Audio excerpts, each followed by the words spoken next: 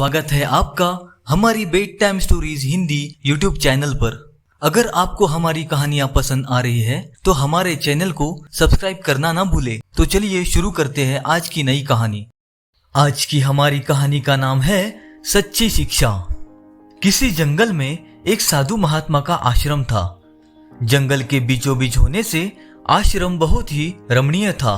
साधु महात्मा उस आश्रम में अपने शिष्यों को विविध विषय आदि पर शिक्षा प्रदान किया करते थे। सभी विद्यार्थी उस साधु महात्मा की बहुत इज्जत करते थे एवं उन महात्मा की चर्चा दूर दूर के राज्यों में होती थी। एक दिन दो युवक उन महात्मा के पास आए और उनका शिष्य बनने की इच्छा व्यक्त की। युवक अच्छे कुल और परिवार में से थे और वो दोनों भी उन महात्मा की चर्चा सुनकर उनसे शिक्षा प्राप्त करने हेतु आश्रम पहुंचे थे। महात्मा ने सोचा कि इन्हें शिष्य के रूप में स्वीकार करने से पहले इनकी छोटी सी कसौटी ली जाए और उन्होंने उन दोनों से आश्रम के एक कमरे में रखे दो मिट्टी के कबूतर लाने को कहा।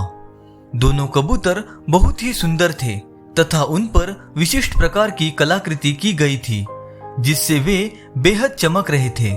महात्मा ने एक एक कबूतर दोनों युवकों के हाथ में दे दिए और उनसे कहा कि आपको आपके हाथ में दिए हुए कबूतर की गर्दन तोड़नी है।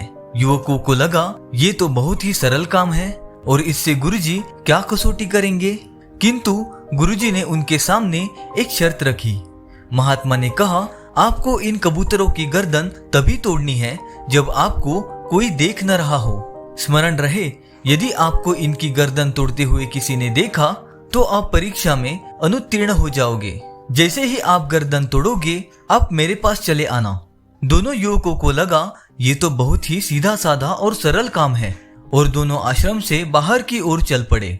एक युवक आश्रम से थोड़ी दूर गया और उसने देखा कि उसे यहाँ कोई देख नहीं रहा है, दूर दूर तक कोई दिखाई नहीं दे रहा है, तो मैं गर्दन तोड़ देता हूँ और गुरुजी से जाकर ये बात तुरंत कह देता हूँ।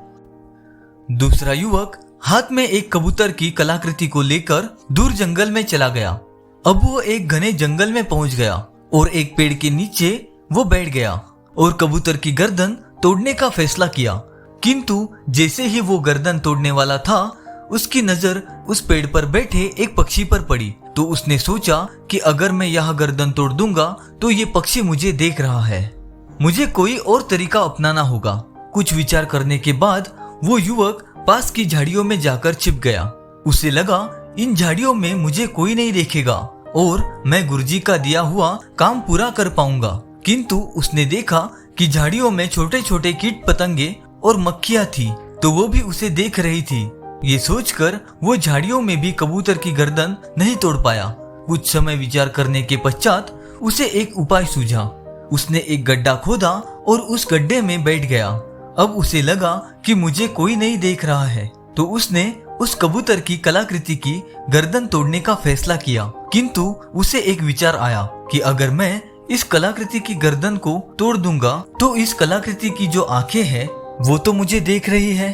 और यही सोचकर उसने उस कलाकृति पर एक कपड़ा डाल दिया और जैसे ही वो उसकी गर्दन तोड़ने गया उसे ख्याल आया कि मेरी आंखें तो मुझे देख रही है। फिर उसने अपनी आंखें बंद कर ली।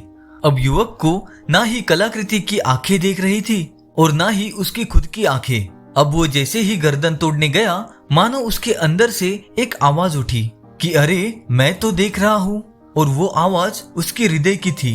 अब वो युवक पूर्ण तरह समझ गया कि गुरुजी की कसौटी किस शिक्षा की तरफ इशारा कर रही है।